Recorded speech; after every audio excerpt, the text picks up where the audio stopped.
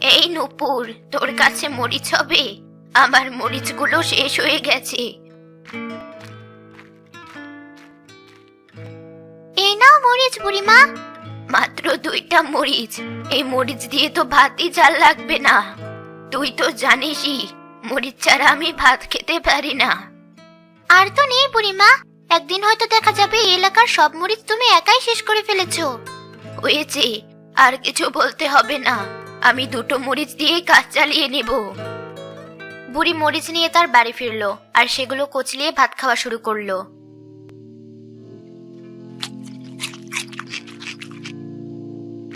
মা, তোমার জন্য তো তরকারি রেঁধেছি, তুমি কোথা থেকে শুধু 2টো মরিচ এনে ভাত খাচ্ছ?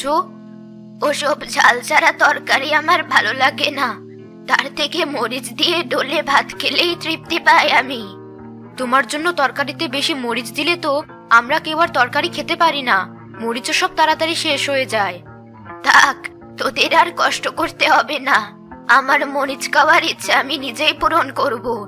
আজই আমি বাজারে থেকে মরিচ গাছ কিনে নিয়ে এসে বাড়ির সামনে লাগাবো।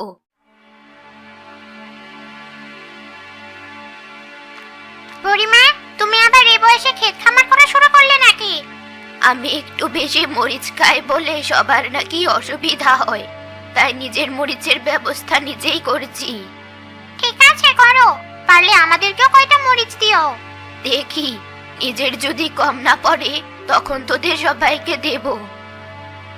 দেখতে দেখতে বুড়ির মরিচ গাছগুলো বড় হয়ে গেল আর অনেক মরিচ ধরলো। বুড়ি গাছ থেকে মরিচ তুলে এনে সেগুলো তার বাড়িতে রাখলো।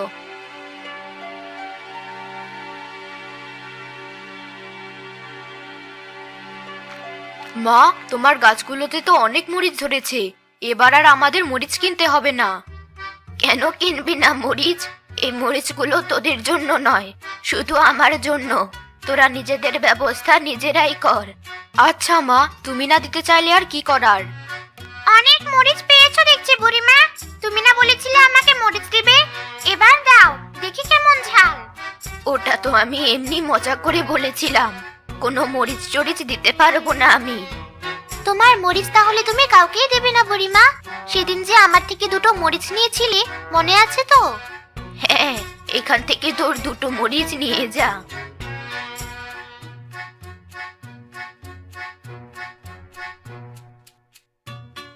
মরিচটাতে একটা কামড় দিয়ে দেখি তো কেমন ঝাল।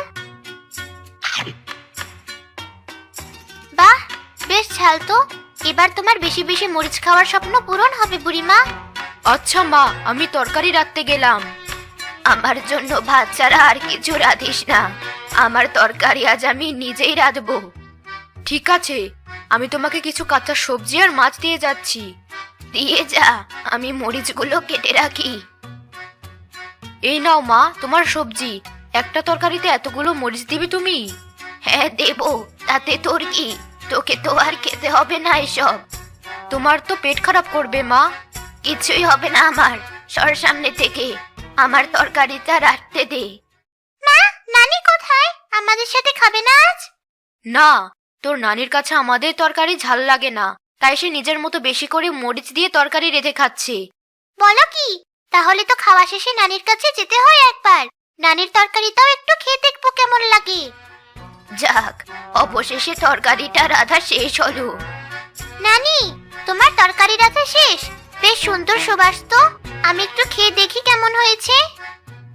এই নে, 1 চামচ খেয়ে দেখ আগে। এত ঝাল? তাড়াতাড়ি পানি দাও নানি। এই নে, জানি তো আমার তরকারি খেতে পারবি না তোরা। কানে ধরলাম, আর যদি কোনোদিন তোমার তরকারি খেতে চেয়েছি। না চাইলেই ভালো, এবার আমি শান্তিতে আমার বেশি মরিচ দেওয়া ঝাল তরকারি খেতে পারবো। তোমার যা মন চাই করো, আমি বাইরে খেলতে গেলাম। বুড়ি খাওয়া শেষে মরিচগুলো গুনে তার পুটলিতে রাখলো।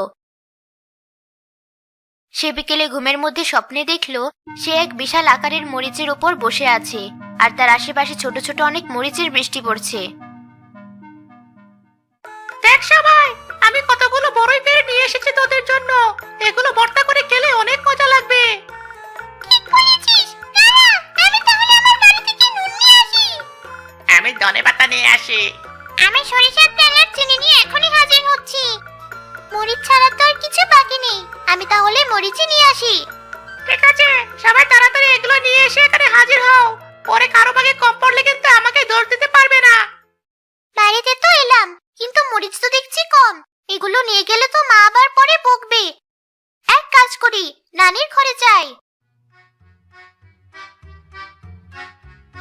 কত বড় মরিচ! এই পুরো মরিচটা আমি একাই খাবো। ঘুমের মধ্যেও নানি মরিচ মরিচ করছে। মরিচেরই স্বপ্ন দেখছে হয়তো। ওই তো নানির মরিচের পোটলাটা, ওখান থেকে কয়টা মরিচ নিয়ে যায়। কে রে পুতুল, এত দেরি যে? মরিচ আনতে এতক্ষণ লাগে? আমরা সবাই তো তোর জন্যই অপেক্ষা করছিলাম। মরিচগুলো খুঁজে পেতে দেরি হচ্ছিল, এবার তাড়াতাড়ি ভর্তা